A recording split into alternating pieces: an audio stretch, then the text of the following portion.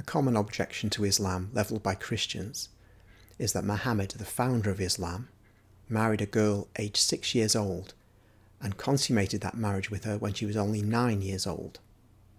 However, Muslims have a riposte, as you can see in this video.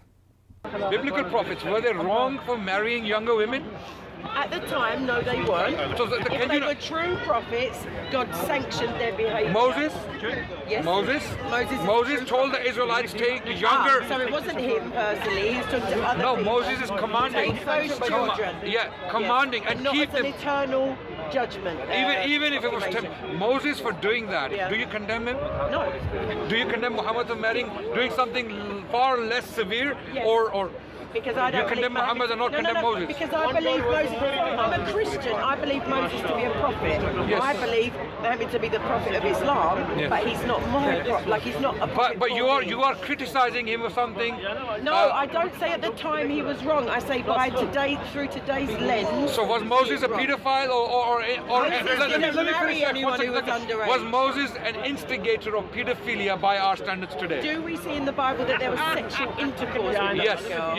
yes. What? So he gave an Yes. order which led Yes. to underage sex, if Yes. that's true, but I don't know. So I just said If that's true, if it's true and God did not chastise him, Yes. then I don't stand above God in the judgment stage. okay, and if that's the case, if God did not chastise Moses for doing something like that, Yes. would you now deem Muhammad criminal for doing something similar? Nowadays, yes.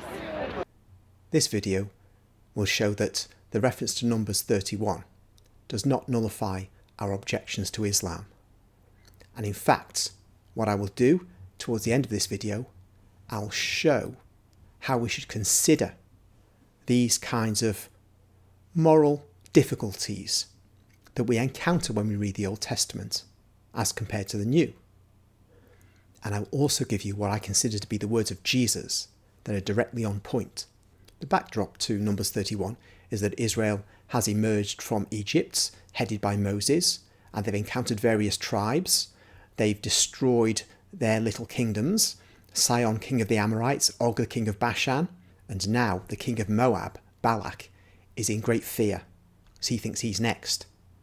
So he decides he's going to get some supernatural help. There's a famous prophet called Balaam. This man's curses and blessings are effective. So he sends some dignitaries with a pile of money to pay the fee for the necessary divination. Balaam eventually agrees to go, and on his way to Balak, the king of Moab, the donkey stops dead, won't move. Balaam is furious with it. But it falls down to the ground and then begins to speak. And we all know that story, the speaking donkey. And then Balaam sees the angel of the Lord. Now, it's another video to talk about the angel of the Lord. That was believed by early Christians, such as Justin Martyr, to be the pre-incarnate Christ. But that's for another day. The angel tells him, if that donkey hadn't stopped, I'd have killed you, but spared the donkey. And then he gives Balaam instructions. Balaam, in the end, inspired by God, speaks 4 oracles in favour of Israel, and this infuriates Balak, because that's the opposite of what he wants. Balaam eventually goes away. We learn later that Balaam has been involved in instigating Israel worshipping the god Baal of Peor, and that's going to be fatal for him. The Israelites have been attracted by the Midianite women and have been engaged in abominations, and so God has told Moses it's now time to destroy the Midianites. He doesn't spell out exactly the extent of this destruction, but Moses is a prophet of God, and he orders the complete destruction of the Midianites, save for the little girls.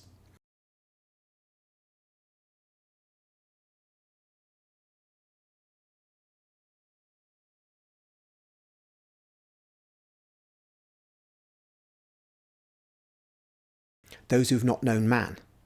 And that's kind of important because those who've known man are the ones who've engaged in this worship of Baal of Peor and have attracted the Israelite men to this. Seems harsh, but that's the reasoning behind it. Killing all the male children, though, is also required. All the males who are adults have been killed. The male children, though, might grow up to be enemies of Israel, because Israel's not going to station an army in Midian. It will be 20 years later that these boys would grow up and seek vengeance. So that has to be dealt with, and by killing all the males is how it's dealt with. But the females would not be a danger. Obviously, they're females, so they won't grow up and take arms, and in fact, they'll be incorporated into the Israelite national community. And because their Israelite status, the Israelite status of their children, will be due to the fathers being Israelite men, it won't matter that the women were not Israelites, but they were Midianites. And that's how the matter is dealt with. The problem is, as you know from the clip earlier, that this is talking about taking the little girls. Although there's a clear explanation as to why this was ordered, it doesn't mean that a Christian feels comfortable with it. And in fact, a famous heretic called Marcion of Sinope, who was a ship's captain but became a Catholic, was excommunicated by the church by Pope Pius I in about the year 144 AD because he was saying that we must forget about the God of the Old Testament. He's the demiurge, and we should instead focus on the God of the New Testament. We would basically keep a few letters of Paul, about 10, and parts of the Gospel of St. Luke, although it's questionable whether he meant St. Luke's Gospel or whether he produced his own Gospel, which was extracts of maybe the other Gospels. Either way, the Old Testament was going to be gone. This was condemned by the Catholic Church. In fact, it was a spur to developing the canon, because we needed to really be able to say, look, this is part of the Bible, that is not part of the Bible. And so Protestants not only have to thank the Catholic Church for giving them the Bible they have, but also to thank Marcion in an indirect way for stimulating the Catholic Church to develop the canon. We must, however, address this problem of extreme violence that we find in the Old Testament. It's useful first to put it in context. Look at this extract from the book Bloody, Brutal and Barbaric by Webb and Erster.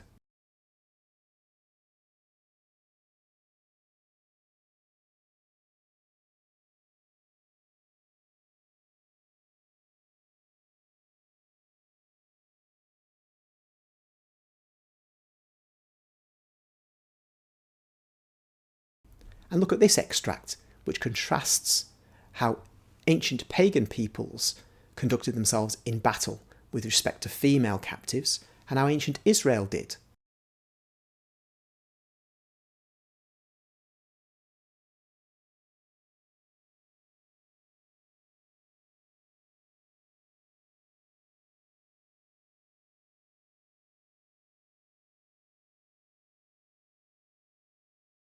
As you can see, ancient Israel's conduct is a massive improvement on that of the pagan peoples.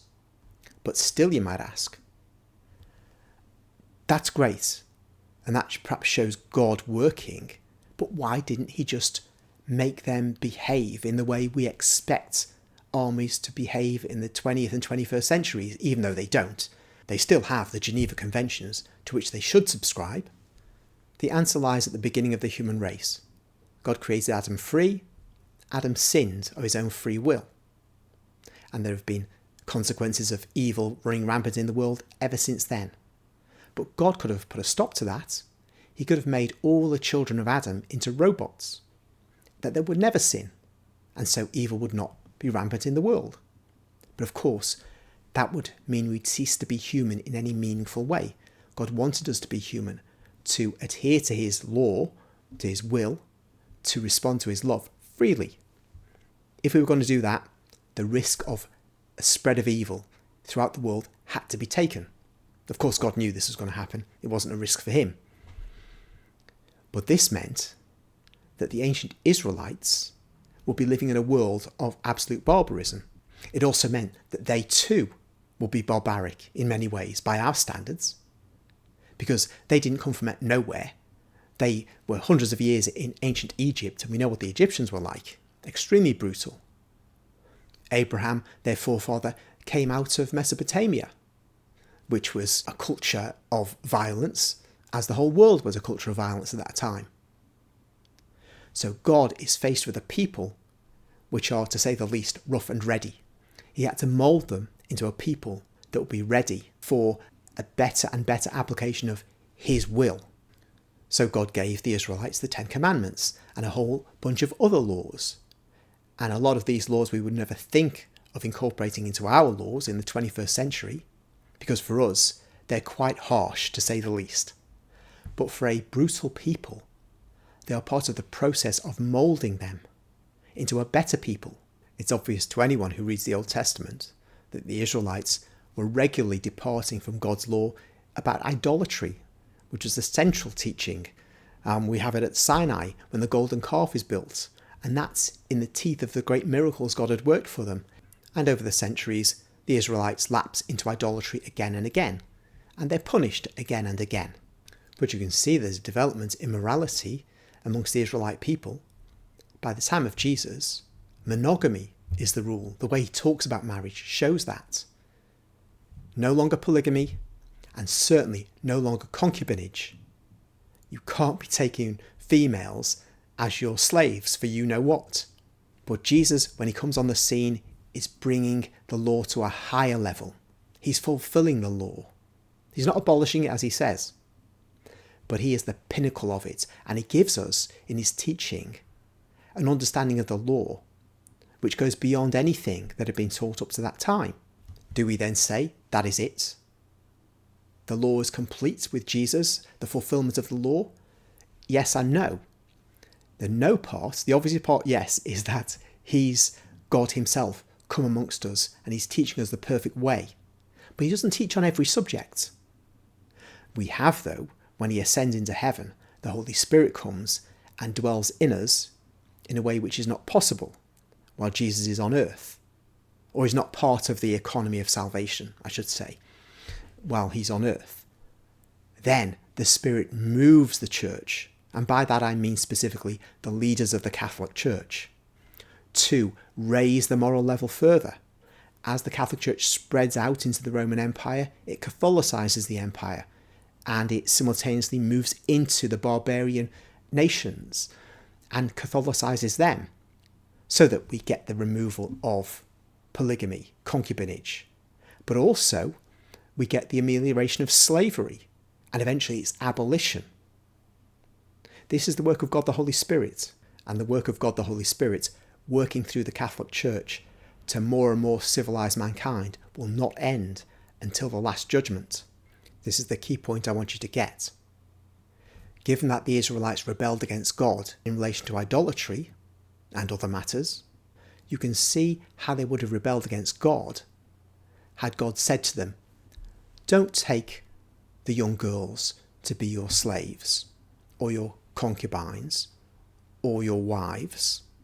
They would have simply done it whether God wanted them to or not.